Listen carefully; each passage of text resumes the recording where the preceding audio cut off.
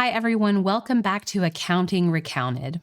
According to the Journal of Accountancy, the budgets for employee salary increases have grown by an average of 4.4% in 2023, which is the highest increase in more than 2 decades.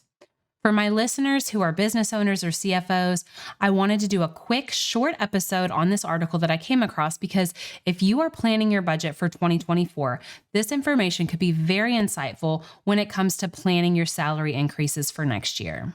The information that I'm sharing in this episode is from a long-running survey called U.S. Salary Increase Budgets, which is a survey that has been conducted annually since 1985 by the Conference Board.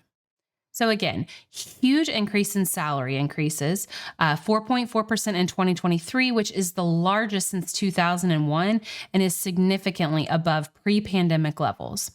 This same survey also found that companies surveyed are forecasting another 4.1% increase in 2024. Note that this is just a forecast. Things can obviously change, but as of now, we're looking at about 4.1% on average.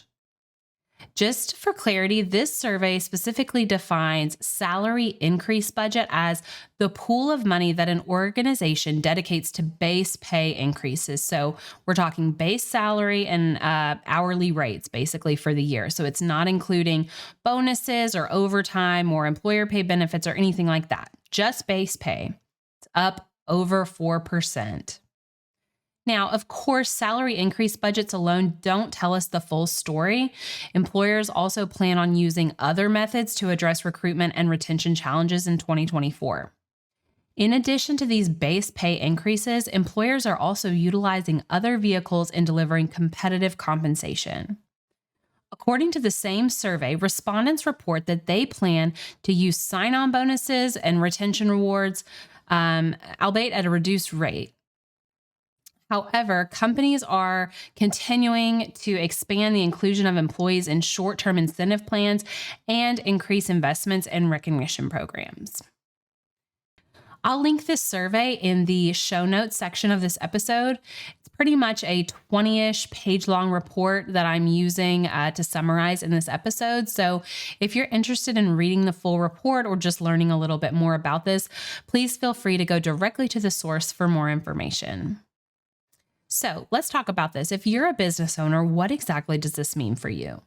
So number one, take a look at your salary budget and see where you fall compared to the companies in this survey, which you could look at as your competition. They surveyed companies in several different industries. Just glancing here at some industries, we're talking banking, communications, consulting services, diversified financial services, agriculture, insurance, transportation, utilities, nonprofit. I mean, the list goes on. So there's a whole gamut of different industries here that they are taking into account in this survey. We know that the last 3 years have been challenging in more ways than one, right? So it's not just the pandemic, which posed a slew of new challenges on its own, but for business owners, when it comes to employee recruitment and retention and employee happiness and morale altogether, we've just been hit hard.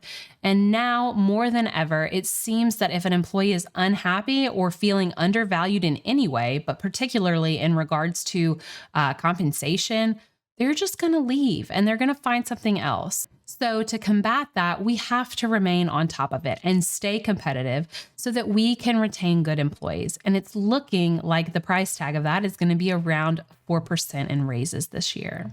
Now, some news for employers who are particularly worried about retention.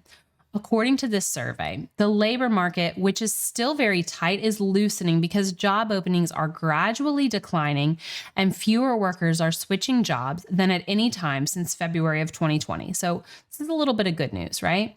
People aren't just leaving all the time. According to the Conference Board, which again is the company that conducted this survey, they forecast that GDP growth will turn negative in early 2024, leading to a short and shallow recession.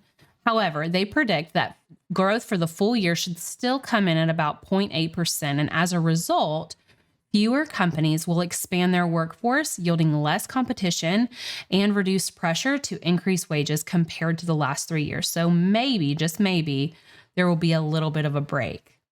That's all I have for today. I just wanted to get this information out there so that if you are planning your salary budget for 2024, you have this information on hand as a guideline for your budget.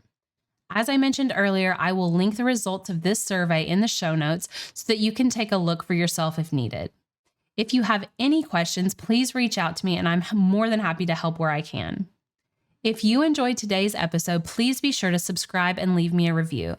And as always, if you have any topics that you'd like me to cover, please reach out to me on our website at accountablenumbers.com or on social media at accountablenumbers. Thank you for listening and have a great day.